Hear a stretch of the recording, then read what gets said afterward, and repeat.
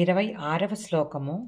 కామక్రోధవియుక్తానాం యతీనాం యతచేతసాం అభితో బ్రహ్మ నిర్వాణం వర్తతే విదితాత్మనాం.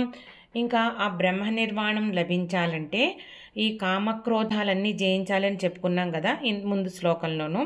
ఈ కామక్రోధాల వాసనలన్నీ తొలగిపోవాలి, మనస్సుని పూర్తిగా జయించగలగాలి, అంటే ఆలోచనారహిత స్థితికి తీసుకుని వెళ్ళాలి.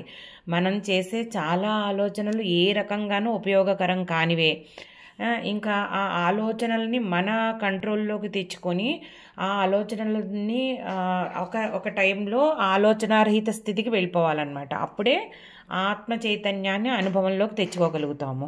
ఇంకా ఎప్పుడూ కూడా ఆ ఆత్మ చైతన్యంతో ఒకరోజే కాదు, ఒక క్షణమే కాదు, ఆ అనుభవాన్ని అలా ధ్యానంలో కూర్చున్న ప్రతిసారి వచ్చేటట్లు చూడాలన్నమాట.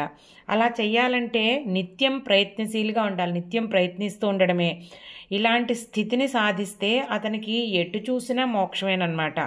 అంటే అతను ఏదైనా కర్మలో ఉన్నా, కర్మ చేస్తున్నా, చెయ్యకపోయినా, ఎక్కడున్నా, జీవించినా మరణించినా మోక్షమే. ఎందుకంటే డైరెక్ట్గా ఆ ఆత్మ చైతన్యాన్ని చూశారు, అది పరమాత్మ చైతన్యం యొక్క అంశమని తెలుసుకొని ఆ సమాధి స్థితిలోకి వెళ్ళిపోతారు కాబట్టి. ఇంకా 27, 28 శ్లోకాలలో తర్వాత చెప్పబోయే ఆత్మ సంయమ యోగము, ధ్యాన యోగము అన్నదానికి ప్రిల్యూడ్గా ఈయన కొన్ని పద్ధతులు చెప్తున్నారు. ధ్యానంలో ఎలా కూర్చోవాలి, కూర్చుంటే ఏమి జరుగుతుంది, ఇవన్నీనమాట. తర్వాత ధ్యాన యోగంలో వీటి గురించి పూర్తిగా వివరిస్తారనమాట.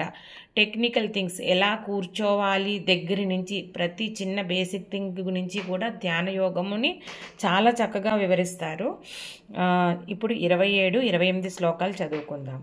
స్పర్శాన్ కృత్వా బహిర్బాహ్యాన్ చక్షుశ్చైవాంతరే భ్రువోః ప్రాణాపానౌ సమౌ కృత్వా నాసాభ్యంతరచారిణౌ. 28వ శ్లోకము. యతేంద్రియమనో బుద్ధి మునిర్మోక్షపరాయణః విగతేచ్ఛాభయక్రోధః యః సదా ముక్త ఏవ సః. స్పర్శాన్ కృత్వా బహిర్బాహ్యాన్ అంటే ఈ ఇంద్రియాలని బయట వైపు చరించకుండా వాటిల్ని ముందు కంట్రోల్ చేయాలి. అంటే ఇంద్రియాలు బయట వస్తువులు అంటే స్పర్శ, రూపరస, గంధాదులు ఉన్నాయన్నాం కదా, వాటన్నిటితోటి సంగం పెట్టుకోకుండా ముందు అంతర్ముఖుడు అవ్వాలి. అయిన తర్వాత కళ్ళని కొంతమంది ఏమో కళ్ళు మూసుకుని భ్రూమధ్య భాగం చూడాలంటారు, కొంతమంది స్వల్పంగా తెరిచి భ్రూమధ్య భాగంలోకి చూడాలి అని చెప్తారు. అలాగే నాసాగ్రం అంటే కింద టిప్ కూడా అయి ఉండొచ్చు, అందుకని కొంతమంది హృదయంలోకి చూడాలి అని చెప్తారనమాట. సో డిఫరెంట్ పద్ధతులు ఉన్నాయి దీనికి. ప్రాణాపానో సమకృత్వ అంటే ఈ ఉచ్ఛ్వాస నిశ్వాసాలని సమం చెయ్యాలి. ఇలా చేయడం వల్ల ఏంటంటే ఈ ఉచ్ఛ్వాస నిశ్వాసాల మీద కంట్రోల్ ఏర్పడితే ఈ కామము, క్రోధము వచ్చినప్పుడు అవి వేగవతరం అయిపోతాయి అన్నమాట. వాటిని సమం చేసి బ్యాలెన్స్ చేస్తే కామంని, క్రోధాన్ని కంట్రోల్ చేసుకోవడం చాలా ఈజీ అవుతుందన్నమాట. తర్వాత ఈ ప్రాణాయామాభ్యాసం ఇలా చేశారు కదా, తర్వాత నెమ్మదిగా దానిని తీసుకెళ్ళి కుంభకంలో పెట్టాలి అని చెప్తున్నారనమాట. దాని పొడుగు పెరగాలంటే దీనిని బాగా ఈ ప్రాణాయామాన్ని బాగా ప్రాక్టీస్ చేయాలి. ధ్యానం కుదరాలి అంటే ఫస్ట్ మన ఉచ్ఛ్వాస నిశ్వాసాలని సమం చెయ్యాలి. తర్వాత యతేంద్రియ మనోబుద్ధి, ఎవరైతే ఈ మోక్షం గురించి ధ్యాన యోగంలో కూర్చుని ఆత్మ చైతన్య అనుభవం గురించి కూర్చున్నారో వాళ్ళు ఏం చేయాలి, ప్రయత్నం ద్వారా మనసుని, బుద్ధిని కూడా తమ కంట్రోల్లోకి తెచ్చుకోవాలి. అంటే ఆలోచనల్ని తగ్గించుకోవడానికి పరిమితం చేస్తూ ఆలోచన రహిత స్థితిని పొందడానికి వెళ్ళాలి. ఆలోచనారహిత స్థితిలోనే చిత్తశుద్ధి జరిగి ఆత్మానుభవం కలుగుతుందన్నమాట. ఇంకా ఏ రకమైన కోరికలు కానీ, భయాలు కానీ, కోపాలు కానీ ఏమీ ఉండకూడదు. వీటన్నిటి నుంచి అయిపోవాలన్నమాట.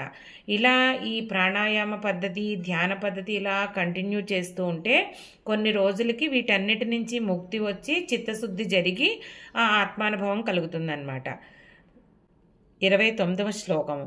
భోక్తారం యజ్ఞతపసాం సర్వలోకమహేశ్వరం సుహృదం సర్వభూతానాం జ్ఞాత్వా మాం శాంతి మృచ్చతి. ఇప్పుడు మనం యజ్ఞం చేసినప్పుడు ఒక దేవతల్ని ఉపాసన ఉంటుంది.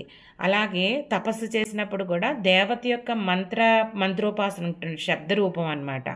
మనం యజ్ఞం చేసినా తపస్సు చేసినా ఏం చేసినా కానీ ఆ పరమాత్మ చైతన్యాన్ని మనం స్మరిస్తూ ఉన్నాం. ఈ భావం తెలుసుకోవాలి. ఈ పరమాత్మ అన్న ఆయన సర్వలోకాలకి ఈశ్వరుడు. ఆయన చైతన్యాన్ని ఇచ్చే భర్త. మనల్ని ఆయన చైతన్యం లేకపోతే మనది ఇంత పెసరు కూడా మనం ముందుకు మూవ్ అవ్వలేమన్నమాట. అసలు ప్రాణమే ఉండదు. సుహృదం సర్వభూతానాం, మన హృదయంలో మన మిత్రుడిగా మనకి కావలసినవన్నీ సమకూరుస్తూ సర్వ ప్రాణికోటిలోనూ ఆయన ఉన్నారు. ఇది ఎవరైతే తెలుసుకుంటారో వాళ్ళకి అపరిమితమైన శాంతిని పొందుతారు అని అంటున్నారు. అపరిమితమైన శాంతి ఎప్పుడు జరుగుతుంది? జన్మ పరంపర నుంచి ముక్తులమైపోయి మోక్షం లభించినప్పుడే. సో అంటే ఇక్కడ ఏం చెప్తున్నారంటే, యజ్ఞం చేసినా తపస్సు చేసినా, అంటే మనము సాకార సగుణ రూపాన్ని ఉపాసించిన, నిరాకార సగుణ రూపాన్ని ఉపాసించిన, మంత్రజపం చేసిన, అంటే శబ్దబ్రహ్మను ఉపాసించిన, ఏం చేసినా అన్నిటిలో అంతటా కూడా ఈశ్వర చైతన్యమే ఉంది అన్న అనుభవంతో, అన్న భావనతో చెయ్యాలి. ఆయన తత్వాన్ని అర్థం చేసుకోవాలన్నమాట. మళ్ళీ మన అందరి హృదయాలలో కూడా హృదయస్థుడై ఆయన మన అందరికీ కూడా ఎంతో మంచి చేస్తున్నారు, సర్వజీవులకు మిత్రుడు అన్న భావం తెలుసుకోవాలి. ఇదంతా తెలుసుకుని ఆ తత్వచింతన చేస్తూ ఈ ధ్యానం ఎవరైతే చేస్తారో వారికి తప్పనిసరిగా ఆత్మానుభవం అవుతుంది. ఆ పరమాత్మతో అనుసంధానమయ్యి మోక్షస్థితికి వెళ్తారు, అపరిమితమైన శాంతిని పొందుతారు, బ్రహ్మానందాన్ని పొందుతారు. దీంతో మనము కర్మ సన్యాస యోగము కంప్లీట్ చేసుకున్నాము. శ్రీమద్భగవద్గీతాసు ఉపనిషత్సు బ్రహ్మ విద్యాయాం యోగశాస్త్రే శ్రీకృష్ణార్జున సంవాదే కర్మ సన్యాస యోగో నామ పంచమోధ్యాయః.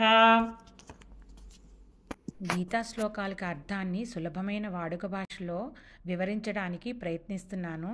నా ఈ ప్రయత్నం మీకు నచ్చినట్లయితే భక్తి అన్లిమిటెడ్ ఛానల్ని సబ్స్క్రైబ్ చేసుకుని మీ అభిప్రాయాలను కామెంట్స్ రూపంలో తెలియజేయండి.